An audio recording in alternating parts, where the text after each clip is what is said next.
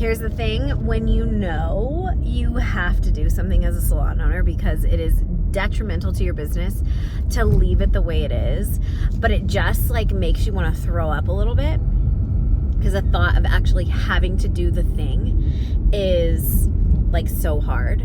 But it's not hard for your business. And we talked about this in a previous video where we talked about like, it's not a hard decision, it's just a hard conversation. So today we're going to talk about like, you have to have the hard conversation. You have to talk, you have to do it, you have to do the hard thing. And it's not that it's actually like physically hard or, you know, it's not that hard. But what's hard is going through all of the emotional parts and pieces to where you allow yourself to have the conversation or do the thing, like sign the contract, terminate the contract, you know, deliver the bad news, whatever that is. That's the part that's actually hard. And that's the part that nobody wants to do, as, you know, I mean, like, who wants to have a hard conversation? But here are, I'm gonna drive over something weird, I think. Here are a couple of things that I think are really pivotal, and good to remember when it comes to having a hard conversation. And so this is my system for hard conversations. Because most often than not, it usually comes down to a conversation that we don't want to have. We just don't want to have to like be the bad guy. We don't want to have to say the thing. We don't want to have to like deliver the bad news, because we're people pleasers at heart. We all are. Every single one of us on this freaking planet.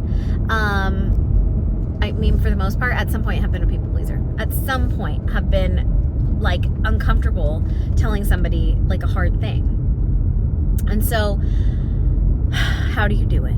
You acknowledge that it is going to be the most uncomfortable conversation that you're going to have that day. You're going to say, this isn't fun. You say this all to yourself. And then you get prepared. And you get prepared by like taking a pen and a piece of paper or a Google Doc or whatever you like. And you deliver the news to the piece of paper. And you put all of the things that you need to address, all of the things that have led you up to this hard decision, to this hard conversation. You write it all down and you're like, I have had this person tell me this. I have heard this. I have experienced this. We've had X number of client complaints. I'm like just giving like, you know, random examples, right? I have this bad review. I have this date we had discussed that you were going to be on vacation, and then you last minute changed and your dates moved a week, and you expected me to fill your books, and you expected that to be fine. You took too many vacation days. You're just listing, like, if this is one person, they are so fired, right? They're so fired. But like, you just, whatever that thing is, and if you can put dates to it, that's great. If you need to write down like any other notes or like talk to so-and-so like for more details, and you need to gather more information, the thing you are doing in this instance is that you are gathering information. You are putting it all there. You are collecting a log of data that has led you to have this conversation. You were late literally 22 days out of 30. Like, is that possible? I hope that you don't let somebody go that long. But like, maybe, you know, and maybe this is the straw that broke the camel's back. I don't know. But the situation can be whatever the situation is. But the data that you're compiling on this list are all the things that you may not share ever again, but this is for you to look at, to kind of fire you up to like, whoa, like, this is bad. Hold on, there's some funky road. There's a big old pothole. That you're like, okay, I have to do something. This is to get you out of the guilt. This is to get you out of the feeling. This is to get you like clear in your mind that you know exactly what to do. This is for you to be like, yep, she's gotta go. Or yes, my next indicated step would be, you know, a performance review. My next indicated step is to just have a casual conversation. Although it may not be the cutest conversation you've ever had, it's just a conversation. It doesn't have to mean that there's repercussions or anyone getting terminated or contracts getting terminated. It doesn't have to mean that, okay? Like, you're just looking at this piece of paper to go, okay, there's a lot there, or no, there's not a lot there. You're trying to take the emotion and the data that you have in your brain and separate the emotion from it just by giving facts. Like, you were late this day, you said F you and screamed it at a client. Like, literally, can I tell you that I have dealt with that a client, and this was like hilarious to me. It's not funny at all, but like from my perspective, I kind of giggled at like a little bit, that the client reviewed and said she used the F word too many times. Well, you know what? She probably did for that client's preference, and probably for mine as well. But this client, it was her vernacular, and it was a mother-daughter duo, and they were flinging F-bombs like, it was no big deal. Like, they were daisies. And so that's what worked for them and their business. So like, this was not a good client for them. So like, it was kind of a funny review because everyone else likes them because that's who they are, right? So it's whatever. But like, perhaps that wasn't okay.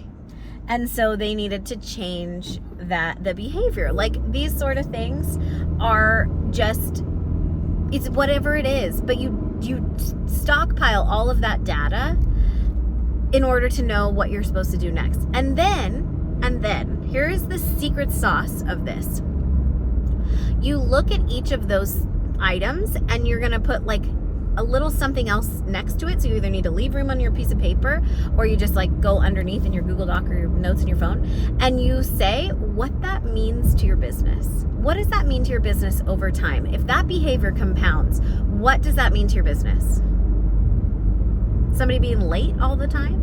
That means that you have like a bad reputation for being late. That means that stylist may not get rebooked a lot. That means over time, that's bad. It's really bad. It means you're unprofessional. It means you don't care about the client. Like, it means a lot of things.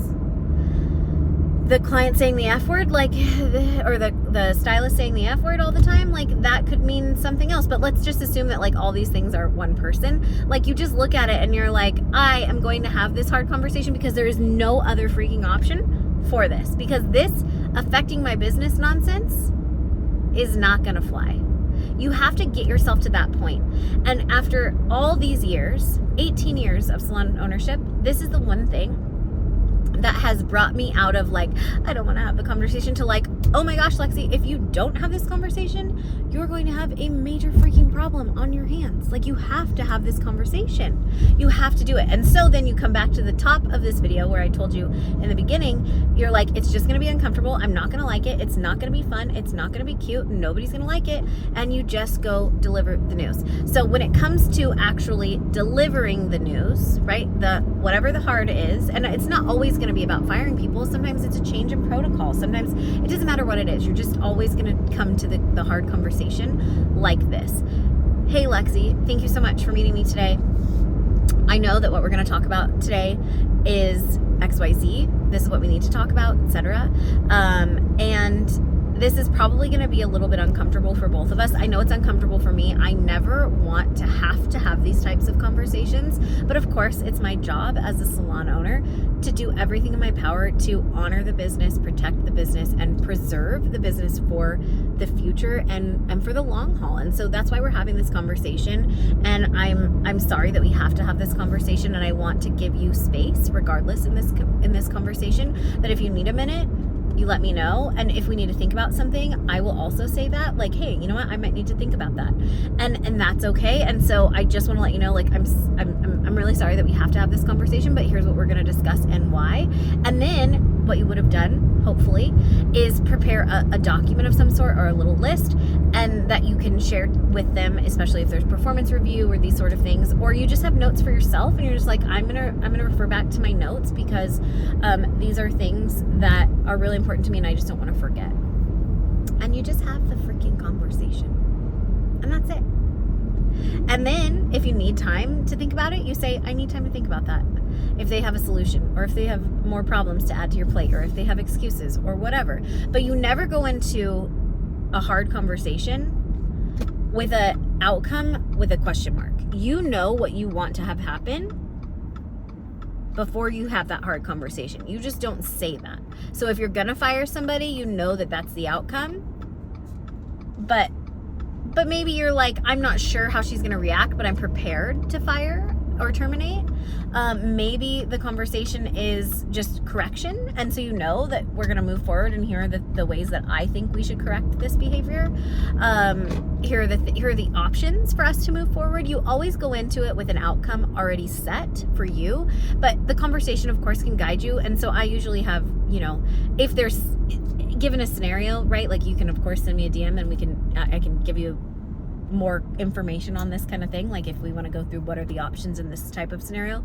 But generally speaking, like, I always have two options ready. One is more positive and one is more direct and firm, usually meaning like a dump his ass scenario. But there's options is all I'm saying. You want to go prepared with an outcome in mind, but you also are very prepared for what you're going to discuss, why you're discussing it, and the outcome and what you want the person to do. Because if you're just like, I'm mad that you're late, I don't like it when you do this, like, come on, that's nobody's leadership. And I know you're not doing that. But if you go into this meeting just to vent, that is not productive. We need desired outcomes to be shared and expressed. And maybe you use my tried and true sentence of how would you handle the situation if you were in my position? And then they go, ooh, and you come up with a solution, right?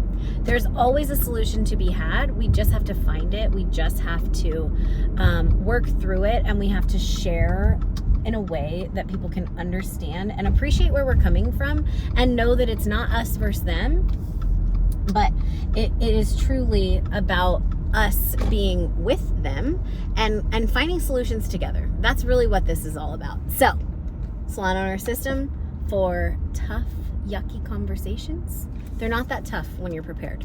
They're not that bad. Like, it's never as bad as you think it's going to be if you are prepared, and if you just acknowledge the fact that it's uncomfortable, that it's weird, and it is what it is. But you have an outcome, you know what you need, and at all costs, like, it's you protecting your business.